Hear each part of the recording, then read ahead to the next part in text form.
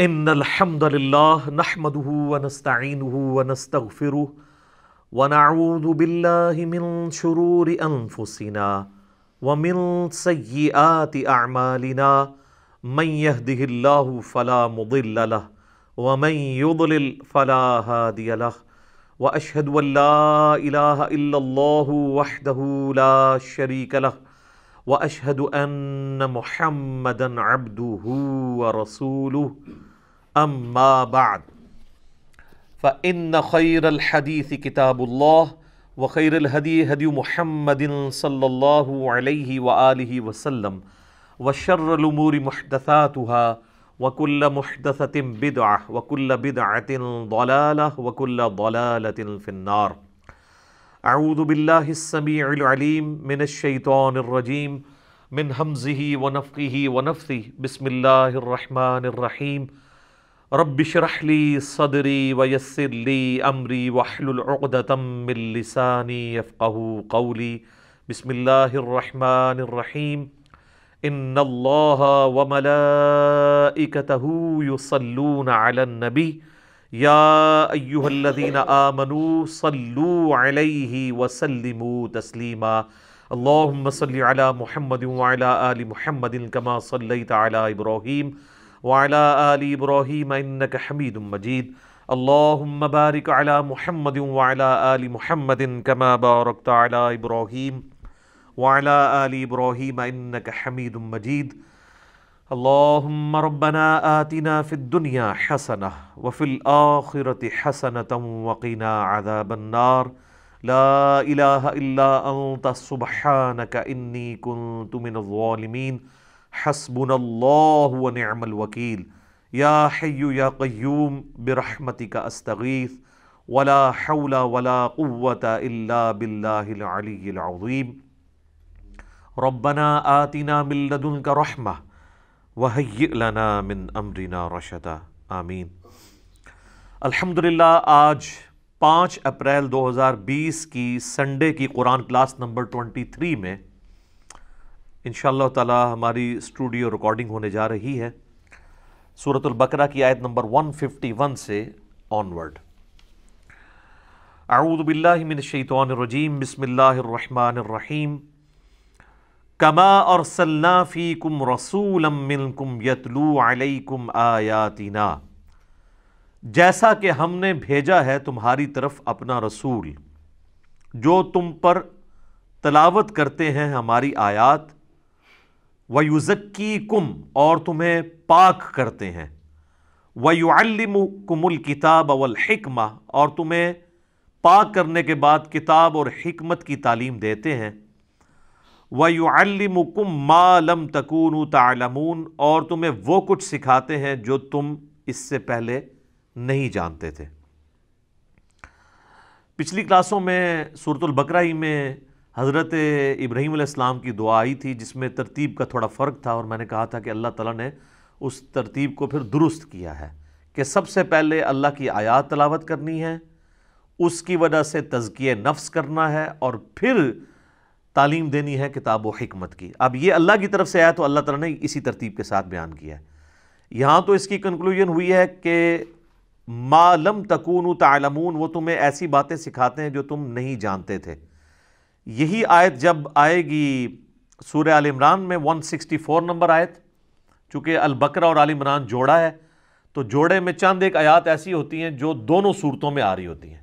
وہاں ذرا تھوڑے سے مختلف الفاظ کے ساتھ ہے. وہاں پہ الفاظ ہیں لَقَدْ مَنَّ اللَّهُ عَلَى الْمُؤْمِنِينَ إِذْ بَعَثَ فِيهِمْ رَسُولًا، بے شک یہ اللہ کا احسان ہے کہ جس نے مومنین میں سے ہی، انہی کے جانوں میں سے، انہی کی سپیشیز میں سے، انہی کے خاندان میں سے ایک رسول کو مبعوث کیا، یتلو علیہم آیاتہ ویزکیہم ویعلمہم الکتاب والحکمہ وَإِن كَانُوا مِن قَبْلُ لَفِي ضَلَالٍ مُبِينٍ. وہاں پہ یہ الفاظ ہیں کہ وہ ان پر اللہ کی آیات تلاوت کرتے ہیں، انہیں پاک کرتے ہیں قرآن کے ذریعے، پھر انہیں کتاب و حکمت سکھاتے ہیں یعنی قرآن اور سنت، اور اس سے پہلے بے شک وہ کھلی گمراہی میں تھے. یعنی صحابہ اکرام علیہم رضوان بھی قرآن آنے سے پہلے کھلی گمراہی میں تھے. اس قرآن کے ذریعے اللہ تعالیٰ نے انہیں عروج عطا فرمایا، پوری دنیا کا امام بنایا. اور معذرت کے ساتھ ہم قرآن آنے کے بعد بھی گمراہی میں ہیں. اس کی وجہ ہے کہ ہم قرآن پڑھتے نہیں ہیں. اور قرآن اگر کوئی زیادہ سے زیادہ بھی جرأت کرتا ہے پڑھنے کی تو صرف تلاوت کرنے کی. ترجمہ اگر بات کی جائے تو علماء خود ہی روک دیتے ہیں کہ کہیں کوئی ترجمہ پڑھے گا تو وہ پھر ہمارے عقائد و نظریات کے خلاف باتیں کرنا شروع کر دے گا. پھر وہ کہتے ہیں جی ڈائریکٹ نہیں قرآن پڑھنا چاہیے، آپ کسی عالم سے پڑھیں. تو اس میں ان کو پھر الزامی جواب پھکی کے طور پہ اینٹی وینم دیتا ہوں کہ ہم ڈائریکٹ پڑھ بھی کوئی نہیں رہے.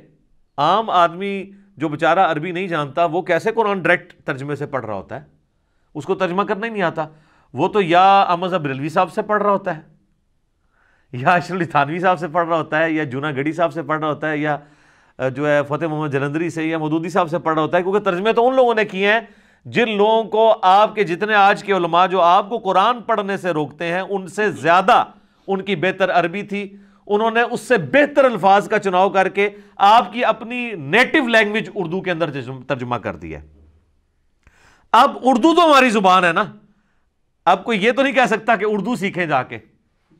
تو اس میں بھی اگلی بات سن لیں. صحابہ کرام میں گنتی کے لوگ تھے جو عربی لکھنا پڑھنا جانتے تھے، صرف عربی وہ بولتے تھے کیونکہ ان کی نیٹو لینگویج تھی. تو وہ سن سن کے اپنی زبان میں بات سن سن کے ان کو اللہ نے ہدایت دے دی. تو آج کا مسلمان کم از کم اس حوالے سے ایک سٹیپ آگے ہے کہ وہ اردو پڑھ تو سکتا ہے نا. صحابہ کرام تو عربی پڑھ بھی نہیں سکتے تھے. تو جب اردو زبان کے اندر بڑے علماء نے جن پر آپ کا اعتبار تھا، بریلویوں کا اعتبار احمد بریلوی پہ تھا، دیوبندیوں کا اشرف علی تھانوی پہ تھا، اور اہل حدیث کا جونا گڑھی صاحب پہ تھا، اہل تشیع کا فرمان علی شاہ صاحب کے اوپر تھا، اور اگر کوئی عام سادہ سے مسلمان ہے فتح محمد جلندری اور مودودی صاحب پہ اعتبار کرتے ہیں، تو انہوں نے اسی طریقے سے آپ کی زبان میں اسے ٹرانسلیٹ کر دیا. اب تو کوئی لینگویج کا بیریئر بھی نہیں. اب آپ کو کیا تکلیف ہے پڑھنے سے؟ تکلیف یہ ہے اصل میں کہ جو ان کے بابوں نے ان کو قائد و نظریات بتائے ہیں نا، اور جو انہوں نے اپنی عوام کو سکھائے ہیں، جب کوئی قرآن پڑھے گا تو وہ ان کے اگینسٹ کوسچنز اٹھائے گا.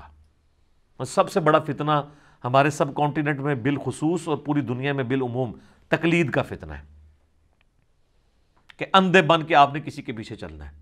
اس میں نے ڈیٹیل لیکچر دیا ہے، مسئلہ 197، وہ آپ دیکھیں.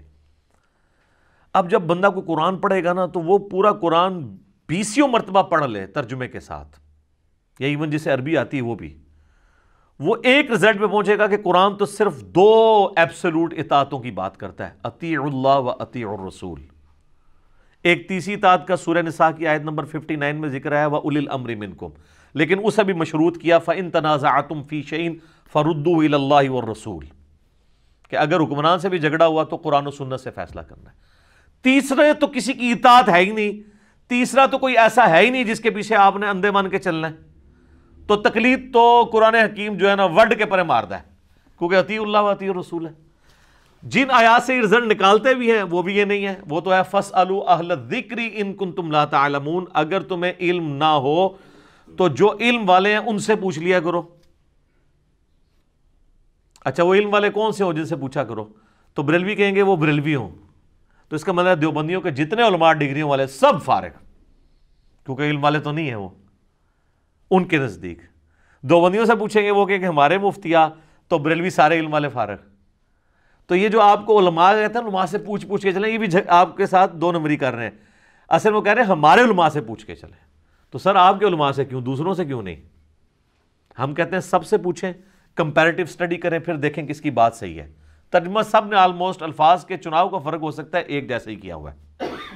تو روکتے اس لیے ہیں کہ ان کو یہ پتہ ہے کہ اگر ہم نے ان کو نہ روکا تو لوگ ہم سے آگے سوال کریں گے بھئی اماموں کا تو قرآن پاک میں ذکر ہی کہیں موجود نہیں ہے. اور یار قرآن میں تو ابوبکر عمر عثمان و علی کا نام نہیں آیا ہوا، تو اماموں کا نام کہاں سے آنا ہے؟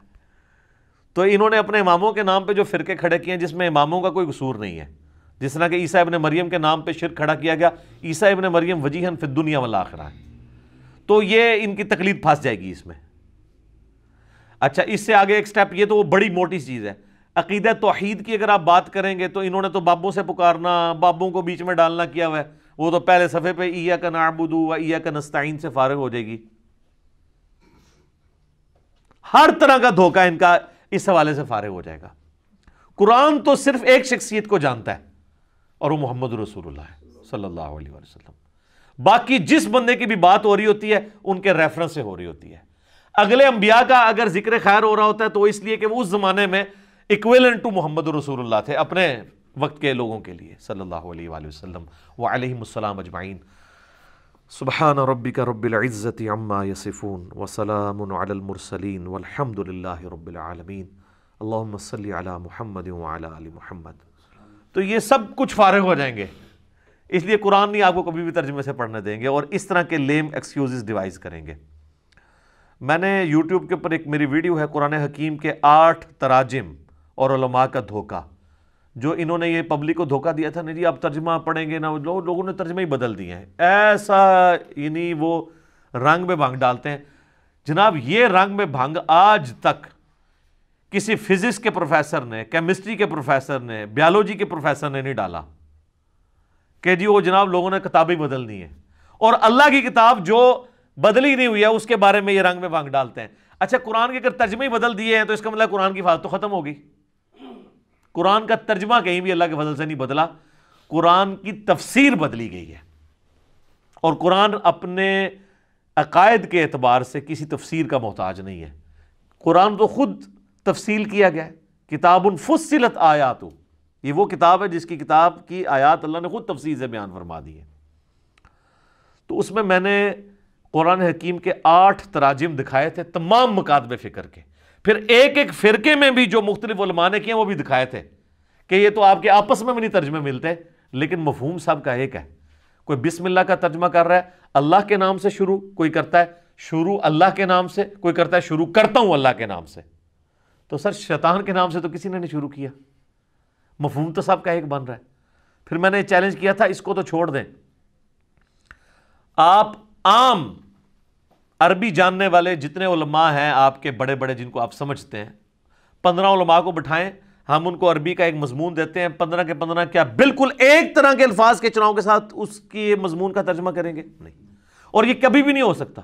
آپ پی ایچ ڈی انگلش بٹھا لیں، اگر ایم فل انگلش بٹھا لیں 10، اور ان کو 10 کو ایک ہی ترجمہ دیں، ایک ہی انگریزی کا مضمون دیں ایک صفحے کا، اور ساروں کی نیٹو لینگویج اردو ہو، پاکستان میں آپ کو ہزاروں لوگ ایسے مل جائیں گے، اور ان کو اگر اس کا ترجمہ کریں تو وہ بھی الفاظ ایک جیسے نہیں کریں گے، لیکن مفہوم سب کا ایک ہوگا.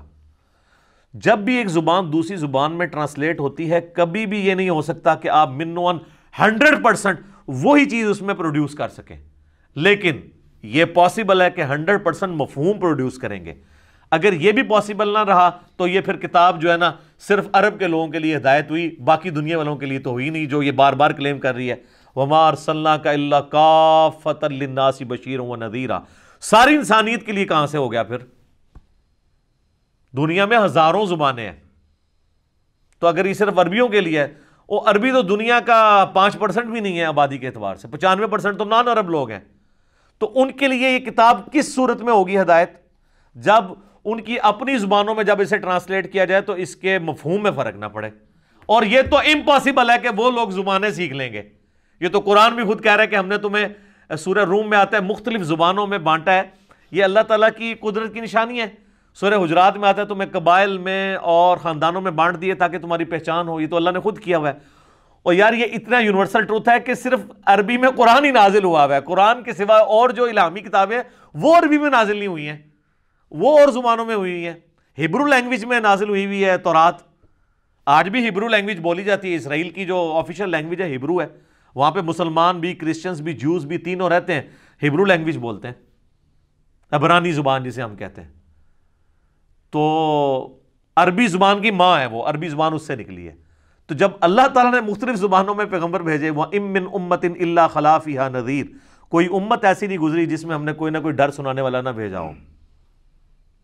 اور پھر دوسری طرف ہم کلیم کر رہے ہیں وَمَا أَرْسَلْنَاكَ إِلَّا رَحْمَةً لِّلْعَالَمِينَ. تو نبی علیہ السلام اگر سارے جہان والوں کے لیے رحمت ہیں، آپ علیہ السلام کی دعوت پوری انسانیت کے لیے ہے، تو یہ اس میں امپلائڈ ہے کہ قرآن کی حفاظت دوسری زبانوں میں بھی جب کنورٹ ہوگا تو کوئی فرق نہیں پڑے گا. ایون یار جو غیر مسلموں نے بھی انگریزی میں ترجمے کیے ہیں، یار فرق تو انہوں نے بھی نہیں ڈالا. دنیا میں آپ اس ماڈرن دور کے اندر کس طرح زبانوں میں فرق ڈال سکتے ہیں؟ آپ جناب گوگل میں آن لائن فری آپ کے پاس ٹرانسلیشن اویلیبل ہے، ایک طرف کوئی عربی کی عبارت ڈالیں، دنیا کی ہر مولوی کو تو زبانیں ہی 2-3 آتی ہیں، پنجابی آتی ہے، اردو آتی ہے، یا زیادہ عربی، وہ بھی خیر موٹی عربی نہیں آتی جو باریک ہے، موٹی موٹی آتی ہے. تو گوگل نو تے ہزاراں زباناں آندیاں نے، وہ فوراً آپ کا چور پکڑا جائے گا، ادھر ڈالیں وہ آپ کو بالمفہوم ترجمہ کر کے بتا دے گا، اور فری ایک پیسے بھی نہیں لے گا۔ تو یہ دھوکہ ان لوگوں نے دیا، اور جبکہ قرآن دیکھیں کہ پورا سینٹرڈ اراؤنڈ قرآن کی دعوت کے ہے۔ صحیح مسلم میں حدیث ہے، سیدنا عمر فاروق رضی اللہ تعالیٰ عنہ کہتے ہیں کہ میں نے خود نبی علیہ السلام سے یہ بات سنی تھی کہ اللہ تعالیٰ اس کتاب کی وجہ سے قوموں کو عروج دے گا، اور اس کتاب کی وجہ سے قوموں کو ذلیل و خوار کرے گا چھوڑنے پر۔ تو ڈاکٹر اقبال نے کہا ہے، وہ ان کا شعر ہے نا جواب شکوہ میں، وہ زمانے میں معزز تھے مسلمان ہو کر، اور تم خوار ہوئے تارک قرآن ہو کر۔ تو نبی علیہ السلام کے اس معجزے سے ان لوگوں نے دور کر دیا۔ قرآن پڑھنے کے بعد آپ کے عقیدے کی ایسی اصلاح ہو جائے گی کہ آپ کو تمام مکاتب فکر کی جو 2 نمبری ہیں نا وہ بالکل کرسٹل کلیئر ہو جائیں گی، اور اس سے بڑھ کر یہ کہ آپ اسی فرقے کا ترجمہ پڑھ لینا، اس فرقے کی خرابیاں بھی تم پہ کھل جائیں گی۔ میں نے وہ جو پچھلی دفعہ بتایا تھا، اعلیٰ حضرت نے جو شاہد کا ترجمہ حاضر و ناظر کیا ہے، تو سورہ ال بقرہ کی آیت نمبر 142 کے اندر تو انہوں نے ترجمہ انہوں نے بھی ٹھیک کر دیا۔ گواہ حاضر و ناظر نہیں کیا، پوری امت کو گواہ ماننا پڑنا تھا حاضر و ناظر کے کانٹیکسٹ میں۔ تو اللہ تعالیٰ نے اس کتاب کی حفاظت کی ہے۔ تو یہ بڑی اہم آیت ہے، یہ آیت مختلف انداز میں ریپیٹ ہوگی، پھر سورہ الجمعہ میں بھی جا کے آئے گی۔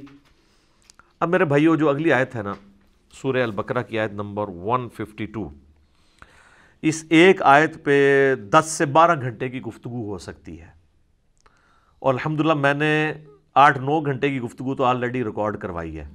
سورہ الرعد کی آیت نمبر 28 ہے، الا بذکر اللہ تطمئن القلوب، الا بذکر اللہ تطمئن القلوب، آگاہ ہو جاؤ اللہ کی یاد میں دلوں کا سکون ہے۔ اس آیت کے کانٹیکسٹ میں نے مسئلہ نمبر 111 ABC اور 112 ABC ریکارڈ کروائے تھے اللہ کے ذکر کے کانٹیکسٹ میں، تو اس میں بھی میں نے اس آیت کو بھی کور کیا تھا، آیت نمبر 152، فَاذْكُرُونِي أَذْكُرْكُمْ، اے میرے بندو پس تم مجھے یاد کیا کرو میں بھی تمہیں یاد کروں گا۔ یہ تو اس کا لفظی ترجمہ ہے۔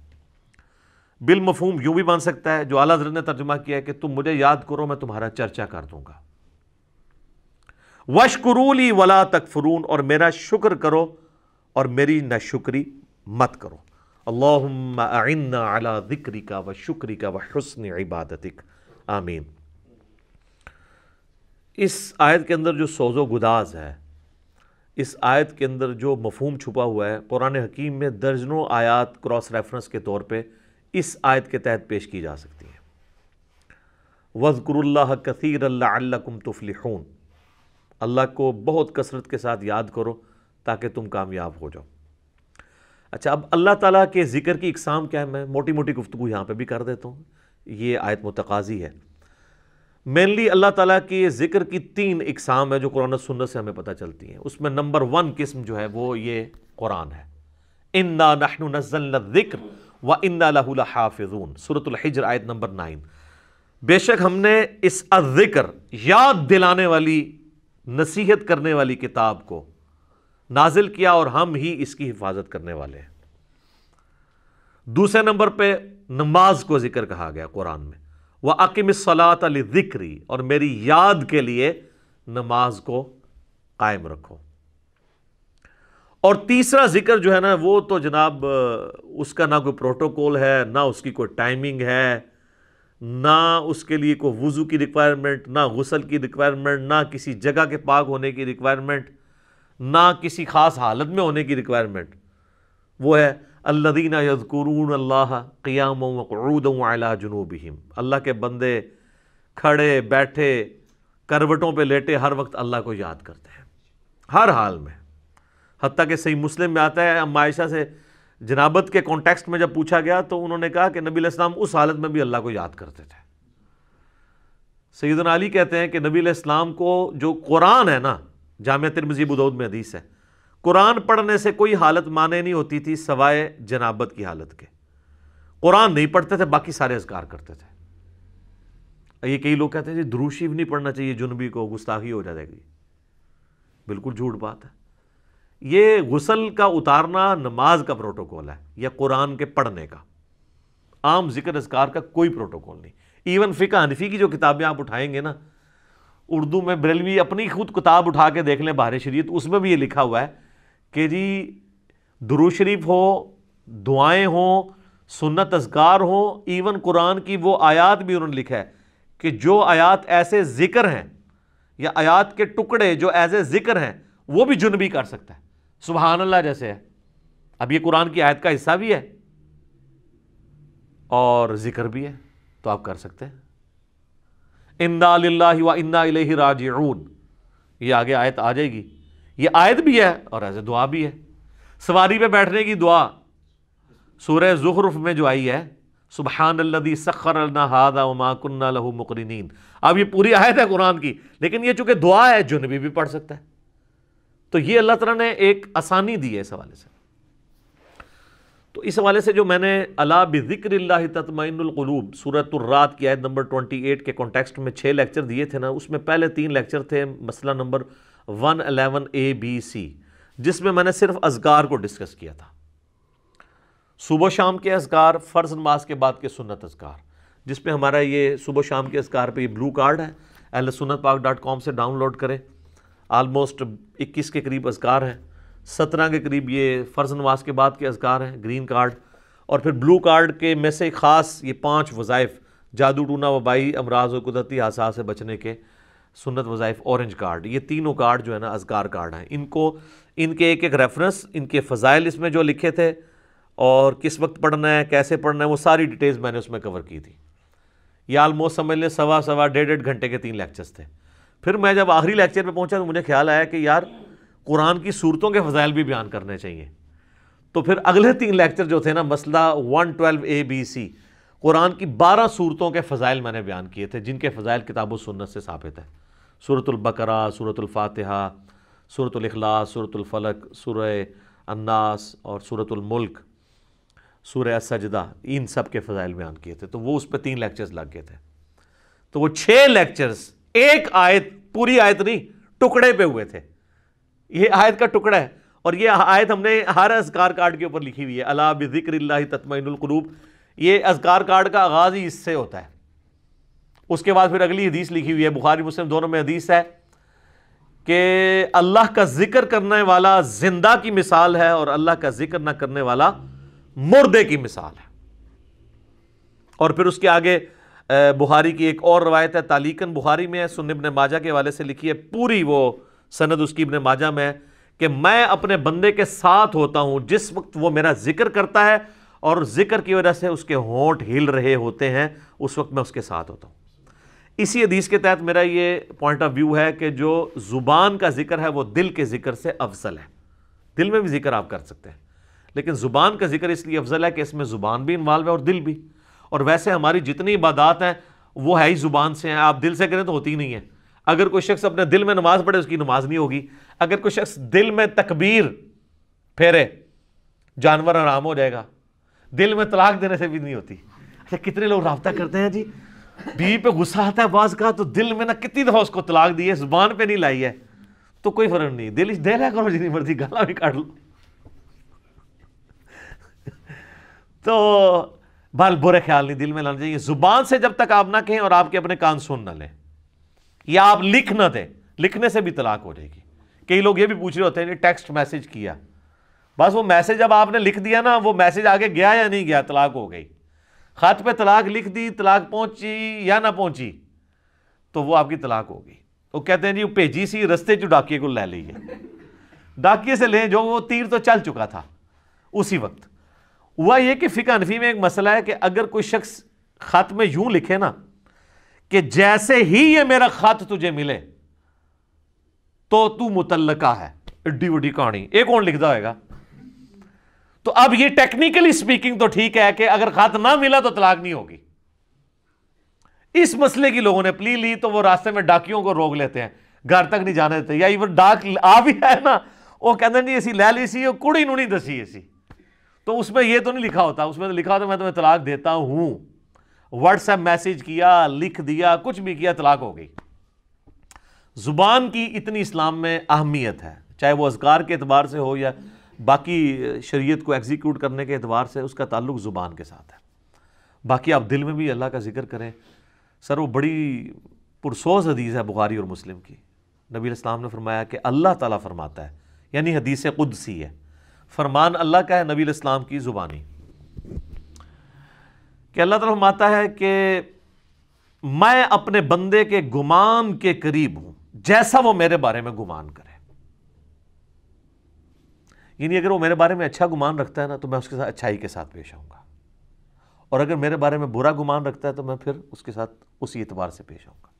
اس کا یہ مطلب نہیں کہ آپ اللہ سے بغاوت کریں، مرضی اپنی کی زندگی گزاریں اور کہ جی میرا گمان بڑا اچھا ہے. آپ کا کوئی اچھا گمان نہیں ہے. آپ اگر اللہ کے جاننے والے ہو نا تو جناب اللہ بڑا ڈاڈا ہے. مرنے سے پہلے اے مسلمان کر لے اس پہ غور، قرآن کا خدا اور ہے اور بابوں کا خدا اور. قرآن کا جہاں اور ہے، بابوں کا جہاں اور. منوس آدمی ہو ٹھیک ہے، وہ یہ جہان ہی ہو رہا ہے بھائی. اچھا، تو بخاری مسلم کے الفاظ ہیں کہ میں بندے کے گمان کے قریب ہوں جیسا مجھ سے گمان کرے. اسی تو میں اکثر آپ لوگوں کو کہتا ہوں نا کہ آپ اللہ سے دعا کریں اللہ ہمیں بغیر حساب و کتاب کے جنت میں داخل فرما. آمین ثم آمین. بس یہ گمان رکھیں اے اللہ میں اس قابل نہیں ہوں، کوشش رکھیں گمان اچھا رکھیں. اچھا، پھر بخاری مسلم کی اس حدیث کے آگے الفاظ ہیں کہ جب میرا بندہ مجھے دل میں یاد کرتا ہے نا میں اسے دل میں یاد کرتا ہوں، اور جب وہ کسی مجلس میں اوپنلی مجھے یاد کرتا ہے تو میں اس سے بہتر مجلس فرشتوں کی مجلس میں اسے یاد کرتا ہوں. سبحان اللہ. پھر آگے الفاظ ہیں جب میرا بندہ میری طرف ایک بالشت بڑھتا ہے میں اس کی طرف ایک ہاتھ بڑھتا ہوں، اور جو میری طرف ایک ہاتھ بڑھتا ہے میں اس کی طرف دو ہاتھ بڑھتا ہوں. اگر وہ میری طرف چل کے آتا ہے میں اس کی طرف دوڑ کے آتا ہوں. ٹھیک ہے، تو یہ اللہ تبارک و تعالیٰ نے پروٹوکول انسان کو دیا. اور مسلم شریف میں آگے الفاظ ہیں کہ پھر وہ میری بارگاہ میں اگر اس حال میں پیش ہوا کہ اس نے میرے ساتھ کسی کو شریک نہ ٹھہرایا ہوا تو میں اس قدر مغفرت کے ساتھ اس کے ساتھ ملاقات کروں گا. بڑی بات ہے. اور ترمذی میں الفاظ ہیں کہ اگر میرا بندہ زمین و آسمان گناہوں سے بھر دے، سر اس سے زیادہ کوئی نہیں کر سکتا نا گناہ، اور اس نے شرک نہ کیا ہوا نا تو میں اس کے ساتھ مغفرت کے ساتھ پیش آؤں گا. اچھا، اس سے بعض لوگ یہ سمجھتے ہیں بس شرک نہ کرو اور جو مرضی کرو. سر نماز چھوڑنا بھی شرک ہے. نماز چھوڑنا کس کی پیروی اور عبادت ہے؟ شیطان کی. تو شرک کر دیا آپ نے. ڈاکٹر سراج صاحب ایک جملہ بولا کرتے تھے، میں کہتا ہوں نہیں وہ گولڈن کوٹ ہے ان کا. وہ کہتے تھے دنیا کا ہر خیر توحید کے شجر مبارکہ کی شاخ ہے، اور دنیا کا ہر گناہ شرک کے شجر خبیثہ کی شاخ ہے. یہ کیوں آیا قرآن میں؟ افرائیت من اتخذ الہہ ہوا. اے نبی اس شخص کو دیکھا جس نے اپنی خواہش نفس کو اپنا خدا بنا لیا. جو بندہ فجر کے وقت اپنی نیند چھوڑ کے اٹھتا نہیں ہے نا، اس نے نیند کو اپنا خدا بنا لیا، گویا کہ وہ اس درجے میں شرک میں مبتلا ہو گیا. اسی تو ابراہیم علیہ السلام کو کہا گیا ہے وَمَا كَانَ مِنَ الْمُشْرِكِينَ. ایک کہنے نو بڑی چھوٹی گل ہے، اسی بھی سارے دعویٰ کرنے ہیں جی مَا كَانَ مِنَ الْمُشْرِكِينَ میں ہم بھی ہیں. نہ جناب، ابراہیم علیہ السلام ایسے پکے مواحد تھے کہ اگر بیٹی کی قربانی کی باری آئی تو اس کو ذبح کرنے کے لیے تیار ہو گئے. بچے کو بیابان میں چھوڑنے کی باری آئی ادھر تیار ہو گئے. یعنی انہوں نے کہیں پہ اپنی مرضی رکھی نہیں ہے. اس لیے اللہ نے ان کو کہا کہ وَمَا كَانَ مِنَ الْمُشْرِكِينَ. ورنہ سے اللہ فضل لکھاں دے تو انہوں اتھے بھی مواحد مل جان گے، پر ابراہیم والا مواحد نہیں ملے گا. جو وَمَا كَانَ مِنَ الْمُشْرِكِينَ کی ڈگری ہے وہ یہ ہے کہ انہوں نے کسی معاملے میں نفس کو آگے نہیں رکھا. تو سر یہ آپ کو کروڑوں میں بھی ایک ملنا مشکل ہو جائے گا. تو اس بندے کے لیے تو واقعی پھر کیا ہی بات ہے اس کی جو اس لیول کا مواحد ہو جائے. وَمَا كَانَ مِنَ الْمُشْرِكِينَ.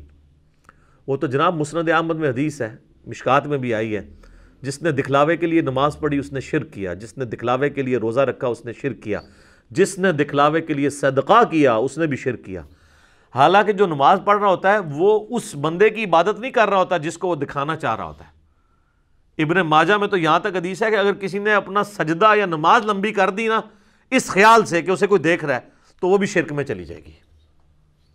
اور اللہ کہے گا یہ اسی کے لیے پڑھی ہے. اچھا، اللہ کتنا ڈاڈا ہے. حالانکہ اللہ سے آپ ڈیبیٹ تو کر سکتے ہیں کہ اللہ اس کے لیے کیسے پڑھی ہے. سجدہ تجھے کیا، اسے تو میں اپنی طرح کا انسان مانتا ہوں، معبود تجھے مانتا ہوں، مجھے کدھر اس کے کھاتے میں ڈال دیا ہے. ہاں اگر اسے ریاکاری کی ڈیفینیشن پتا ہوگی نا اور اللہ تعالیٰ کا غیرت مند ہونا پتا ہوگا نا تو اللہ سے بڑا غیور کوئی نہیں ہے.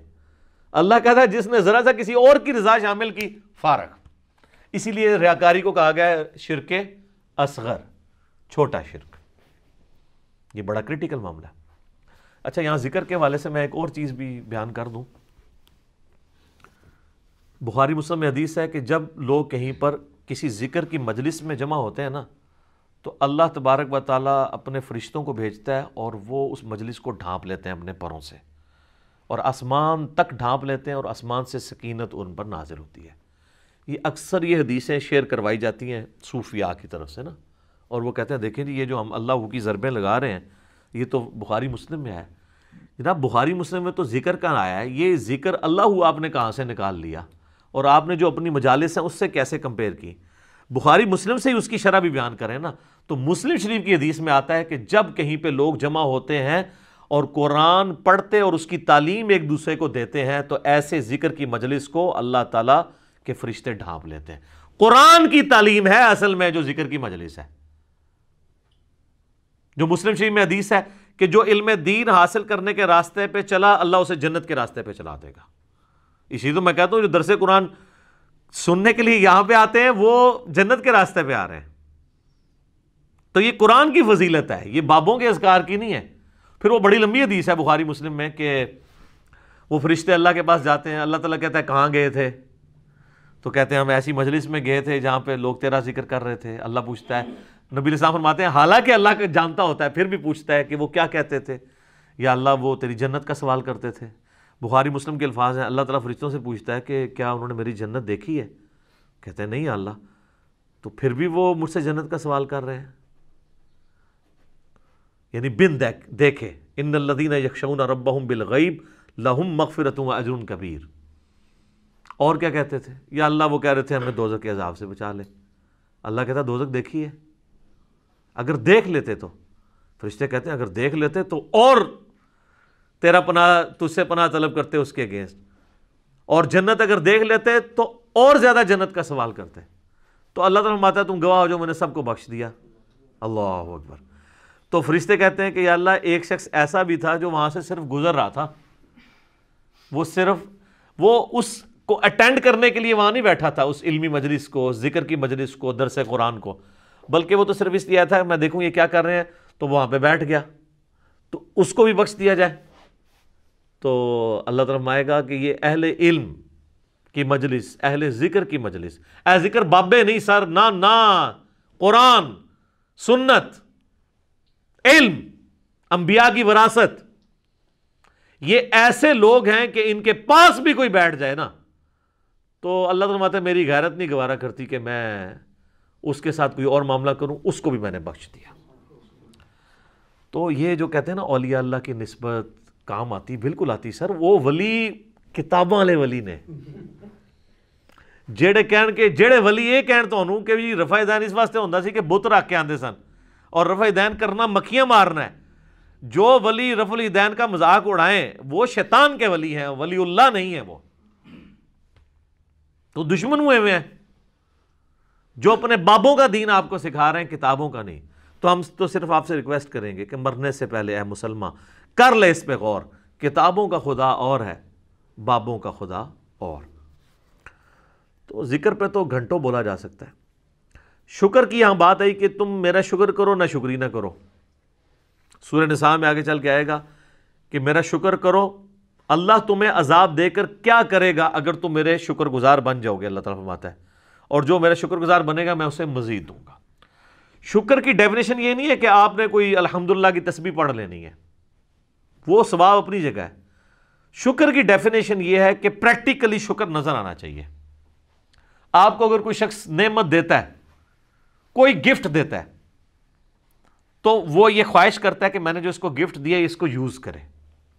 مجھے کئی لوگ بال پوائنٹ دے کے جاتے ہیں جی لکھنا ہے جی اتنا، نہ لکھو، وہ تو کہتے ہیں بے قدری کی ہے. اللہ تعالیٰ نے جو ہمیں نعمتیں دی ہیں نا تو اس کی ریکوائرمنٹ ہے اپنے بندوں سے کہ وہ ان نعمتوں کو ان کاموں میں کھپائے جو اللہ نے حکم دیا ہے اور ان نعمتوں کو ان چیزوں سے بچائے جس سے اللہ نے منع کیا ہے. یعنی آنکھیں دی ہیں تو اللہ کی یہ خواہش ہے اپنے بندے سے کہ آنکھیں حرام کی طرف نہ اٹھیں. جب آپ نے حرام سے آنکھوں کو بچا لیا، آپ نے آنکھوں کا شکر ادا کر دیا۔ زبان کو حرام سے بچا لیا، زبان کا شکر ادا کر دیا۔ دل کو بچا لیا، دل کا شکر ادا کر دیا۔ جو بخاری مسلم میں حدیث ہے نا کہ آنکھیں بھی زنا کرتی ہیں، ہاتھ بھی زنا کرتے ہیں، پاؤں بھی زنا کرتے ہیں، دل بھی زنا کرتا ہے، شرمگاہ اس کی تصدیق کر دیتی ہے۔ دل میں جان بوجھ کے برا خیال ہے، اے تو آ گیا، جھٹک دیا، چھوڑ دیا، جان بوجھ کے لانا۔ پیٹ کا شکر یہ ہے کہ پیٹ میں حرام مال نہ جائے۔ پاؤں کا شکر یہ ہے کہ پاؤں حرام کام کی طرف نہ اٹھے۔ ہاتھ کا شکر یہ ہے کہ ہاتھ حرام کام کی طرف نہ بڑھے، نہ کسی پہ ظلم کے لیے، نہ کمائی کرنے کے لیے۔ تو یہ سارے، تو اب اندازہ لگائیں کہ دنیا میں سب سے مشکل کام اگر کوئی ہے نا تو وہ شکر کرنا ہے۔ لوگ کیا کہتے ہیں جناب، پہلے خوب اللہ کا گلہ شکوہ کرتے ہیں، اپنا پورا غصہ نکالتے ہیں معاذ اللہ، اینڈ تک کہتے ہیں چلو جی جو دی مرضی، اللہ کا شکر ہے جی، پھر بھی تو جو اپنی روح راضی کرنی ہوتی ہے وہ کر لیتے ہیں، اور پھر اس کو نام صبر کا دے رہے ہوتے ہیں۔ حالانکہ بخاری میں حدیث ہے کہ صبر تو صدمے کے آغاز کے اوپر ہے، جب آپ نے اس وقت نہیں کیا تو پھر تو بات ختم ہو گئی۔ لے جی، صبر کا ذکر شکر کے ساتھ جڑا ہوا ہے تو اگلی آیت بھی سن لیں، وہ اسی سے ریلیٹڈ ہے۔ یا ایھا الذین آمنوا استعینوا بالصبر والصلاۃ، اے ایمان والو مدد طلب کیا کرو صبر کے ذریعے اور نماز کے ذریعے۔ کس کی مدد؟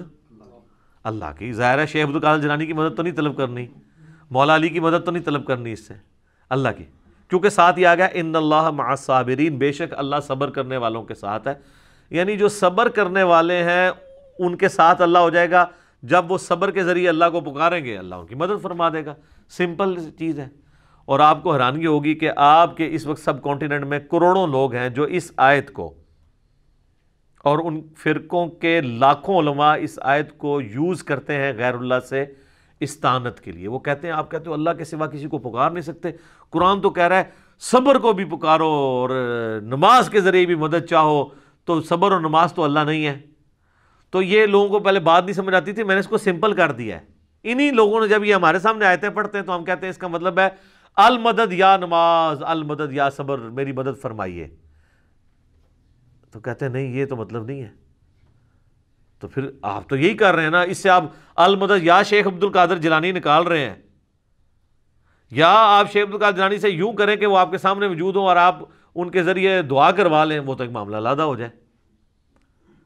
پھر تو آپ کہیں گے ہم نے اللہ ہی سے مانگا ہے، لیکن آپ تو ڈائریکٹ ان کو پکار رہے ہیں، اور وسیلے کے نام پہ دھوکہ۔ یہ میرا پچھلے دنوں ویڈیو ریکارڈ ہوئی ہے، وسیلے کے نام پہ دھوکہ، وسیلے کے نام پہ استعانت کر رہے ہوتے ہیں، استغاثہ کر رہے ہوتے ہیں، اور نام اسے توسل کا دیتے ہیں۔ تو کسی نے نہیں کہا المدد یا نماز، المدد یا صبر، بلکہ اللہ کی مدد چاہتے ہیں۔ اس کا مطلب یہ ہے کہ جو نماز پڑھے گا اللہ کی مدد کا حقدار ہو جائے گا، جو صبر کرے گا وہ اللہ کی مدد کا حقدار ہو جائے گا۔ اس سے ایک ایسا وسیلہ پتہ چلا جسے ہم کہتے ہیں نیک اعمال کا وسیلہ، کہ آپ نیک اعمال کو بھی اللہ کے حضور وسیلے کے طور پہ پیش کر سکتے ہیں۔ وہ جو بخاری مسلم میں 3 لوگوں کا ذکر ہے جو غار میں پھنس جاتے ہیں، پہلے ایک اللہ کے حضور وسیلہ پیش کرتا ہے اپنے عمل کا جو اس نے سب سے چھپا کے کیا ہوتا ہے، تھوڑا سا پتھر سرک جاتا ہے، پھر دوسرا، پھر تیسرا، پھر کھل جاتا ہے۔ نیک اعمال کا وسیلہ پیش کریں۔ یہ 6 وسیلے ہیں، 5 ثابت ہیں، ایک ثابت نہیں ہے۔ میرا وسیلہ اور توسل کے اوپر جو لیکچر ہے مسئلہ 43 وہ بھی دیکھ لیں، اور لیٹسٹ جو وسیلے کے نام پہ دھوکہ، یہ آپ دیکھیں تو آپ کو پتہ چل جائے گا۔ تو ان آیات کو مس کوٹ کرتے ہیں، حالانکہ اس کا تعلق اللہ ہی کے ساتھ ہے کہ صبر اور نماز کے ذریعے آپ نے اللہ کی طرف متوجہ ہونا ہے۔ صبر کے اندر پوری زندگی ہے، بلکہ نماز بھی صبر ہی ہے۔ جناب فجر کی نماز گرمیوں میں اٹھ کے پڑھنا صبر نہیں ہے جب نیند ہی نہیں پوری ہوتی؟ سردیوں میں نماز کے لیے وضو کرنا کیا صبر نہیں ہے؟ صبر کی 3 اقسام ہے مینلی۔ ایک صبر ہے اللہ تعالیٰ کی طرف سے آئے ہوئے تکلیفوں پہ صبر کرنا، وہ تو ہم سب کو پتہ ہے، اور وہ صبر ہوگا ابتدائی صدمے پہ۔ اس کی آگے آیات بھی آ جائیں گے، اس کے لیے آپ نے کہنا ہے انا للہ و انا الیہ راجعون، بے شک ہم خود بھی تو اللہ کی طرف سے آئے تھے، ہم نے لوٹ کے اللہ کی طرف جانا ہے۔ یہ تکلیف بھی آئی، الٹیمیٹلی چلی جائے گی۔ اور صحیح مسلم میں آگے ایک اور دعا کا حصہ ہے، اللہم اجرنی فی مصیبتی واخلف لی خیرا منہا۔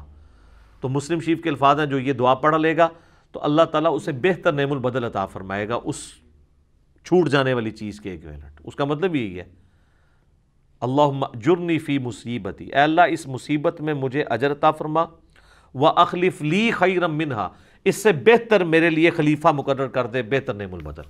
اور مسلم شریف کے الفاظ ہیں، ام سلمہ کہتی ہیں جب میرا خاوند ابو سلمہ فوت ہوا تو میں بڑی دکھی تھی، تو میں نے حضور سے یہ دعا سنی ہوئی تھی، اِنَّا لِلَّهِ وَإِنَّا إِلَيْهِ رَاجِعُونَ اللہم اجرنی فی مصیبتی وَأَخْلِفْ لِي خَيْرًا مِّنْهَا۔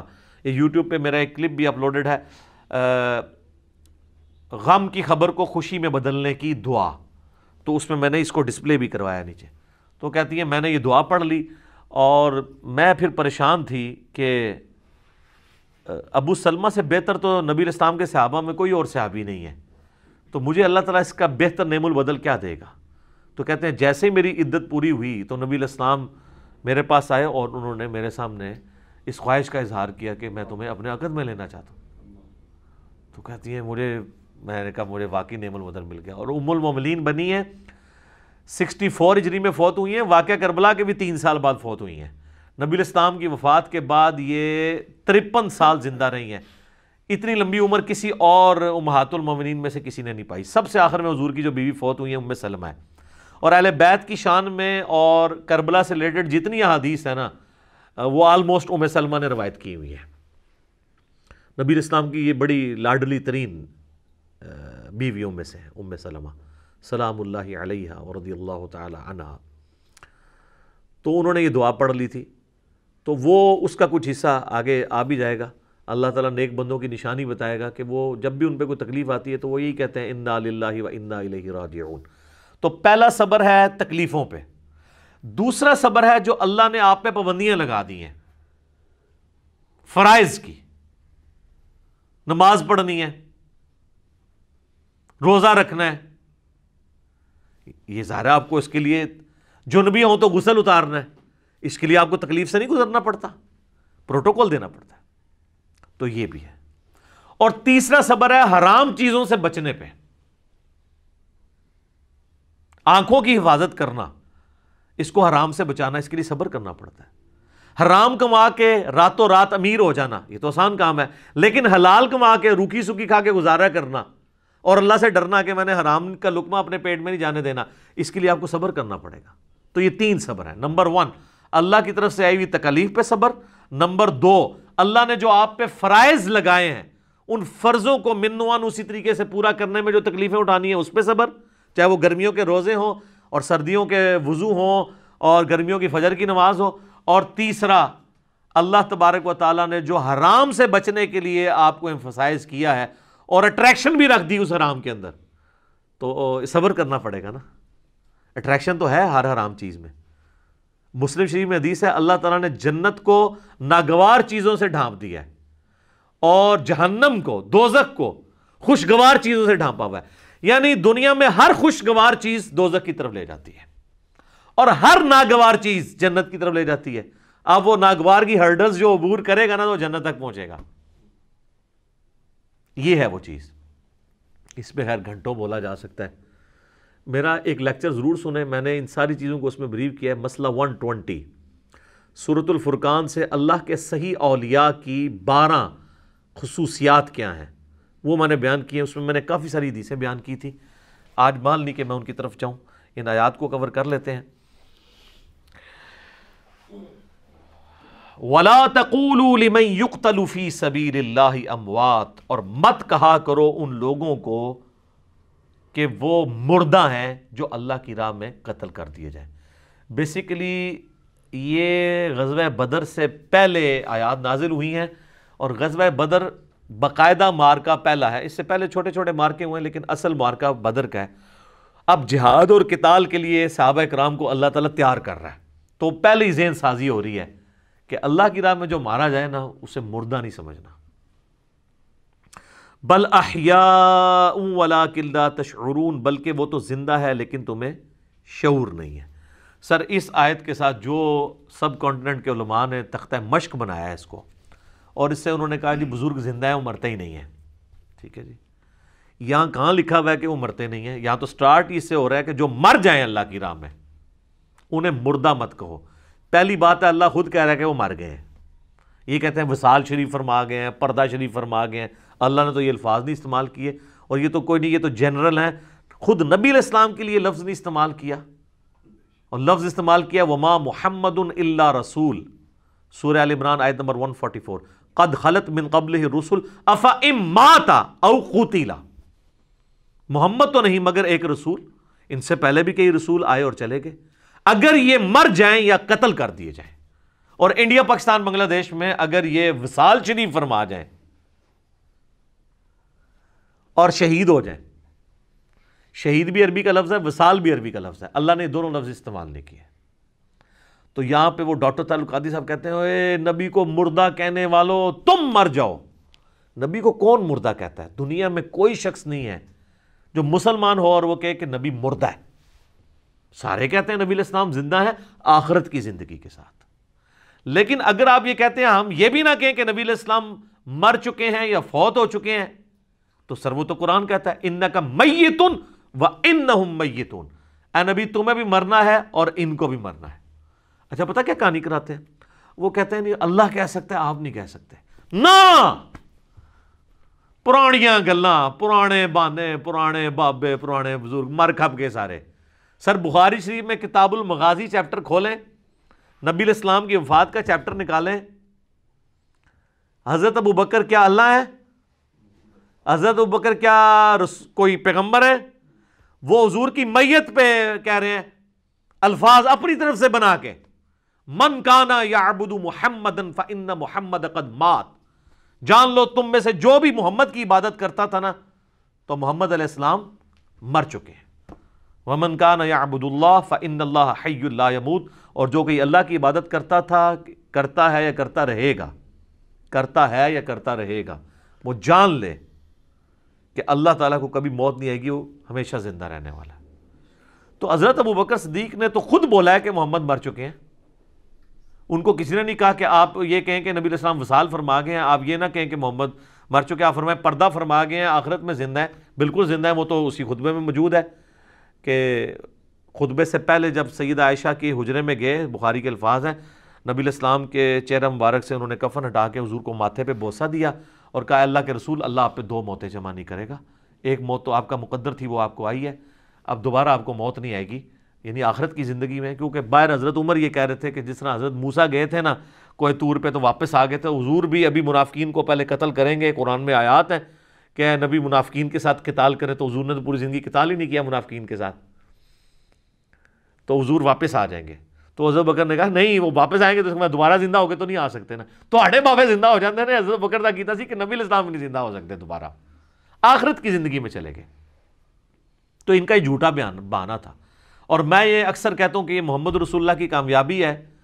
بادشاہوں کے بڑے بڑے لیڈرز کے مرنے پہ لوگ ان کی تعریف کرتے ہیں، اور رسول اللہ کے تربیت یافتہ وہ لوگ ہیں کہ حضور کی میت کے اوپر توحید بیان کر رہے ہیں اور پاکستان کے تحت 295C کے حقدار ٹھہرتے ہیں.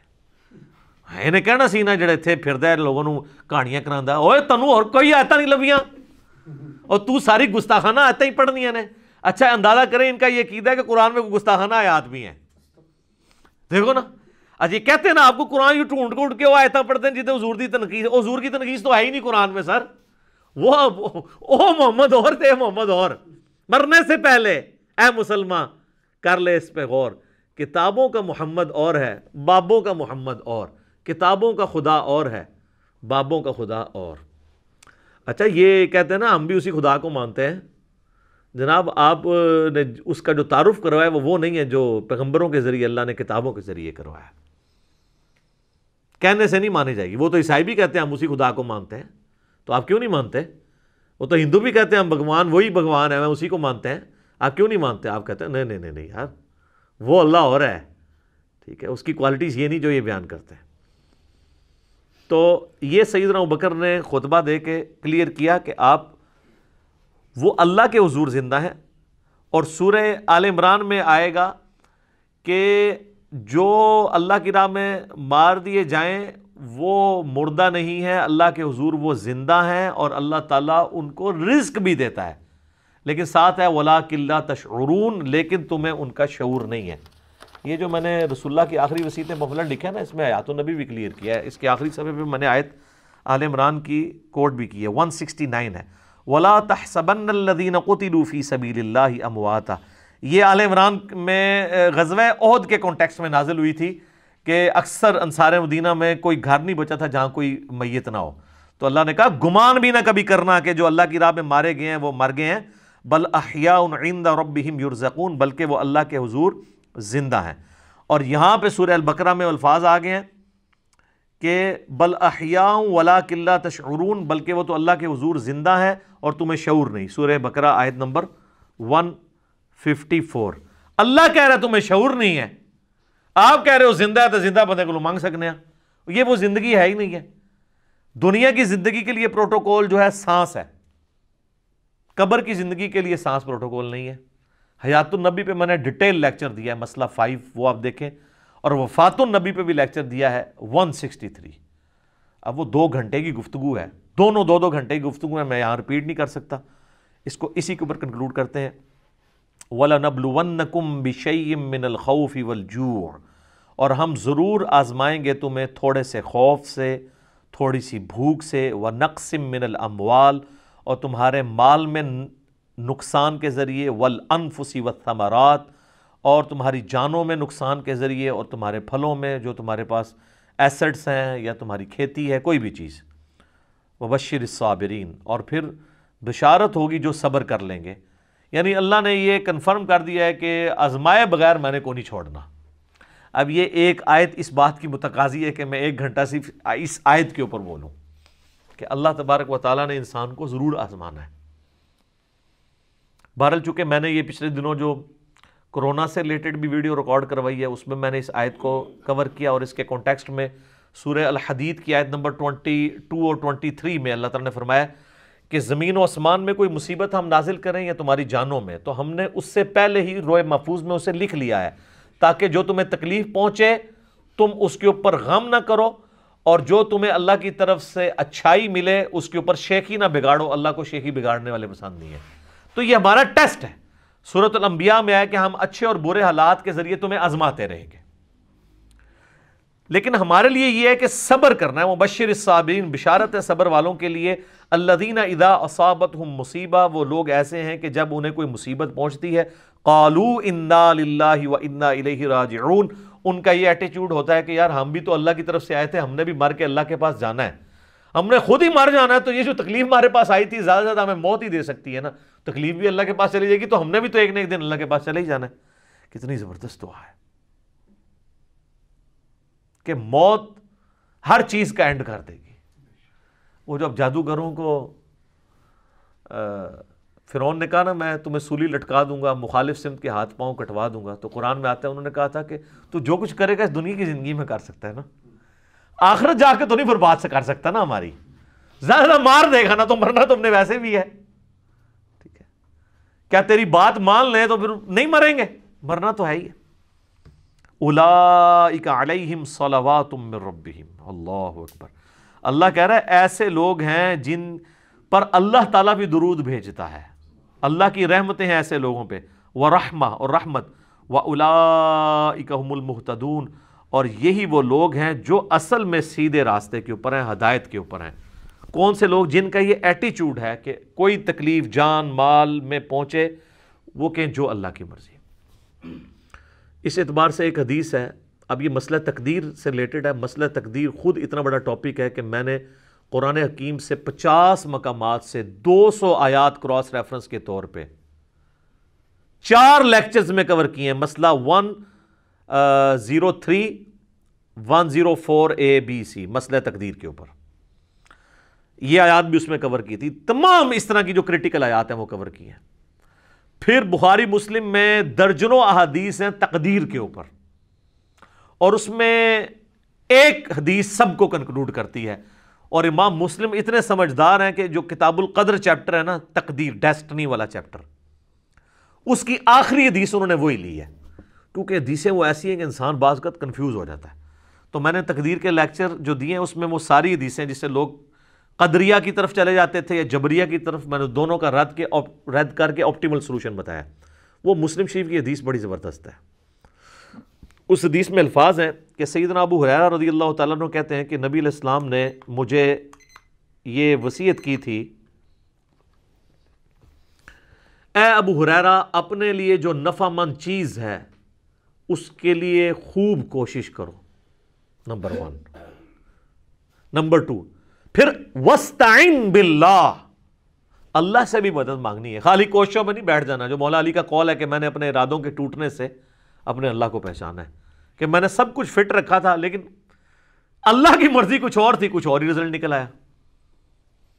اپنے لیے نفع مند چیز کے لیے پوری کوشش کرنا، وَاسْتَعِن بِاللَّہ، پھر اللہ سے مدد مانگنا، پھر ساتھ فرمایا کاہلی نہ کرنا، سستی نہ کرنا۔ یہ نہیں ہے کہ پیپروں کی تیاری کی کوئی نہیں ہے اور خالی تسبیح پڑھی اور اینڈ تے فیل ہو کے کہتے ہیں جو اللہ دی مرضی، نہیں، یہ نہیں، کاہلی نہ کرنا، سستی نہ کرنا۔ اس کے باوجود اگر رزلٹ تیرے خلاف آ جائے، تجھے نقصان ہو جائے، تو پھر یہ نہ کہنا کہ اگر میں یہ کر لیتا تو یہ ہو جاتا، اگر میں یہ کر لیتا تو یوں ہو جاتا، اگر مگر شیطان کا دروازہ کھول دیتا ہے۔ تو اگر مگر سے بچنا ہے اینڈ پہ، پہلے پوری کوشش کرنی ہے۔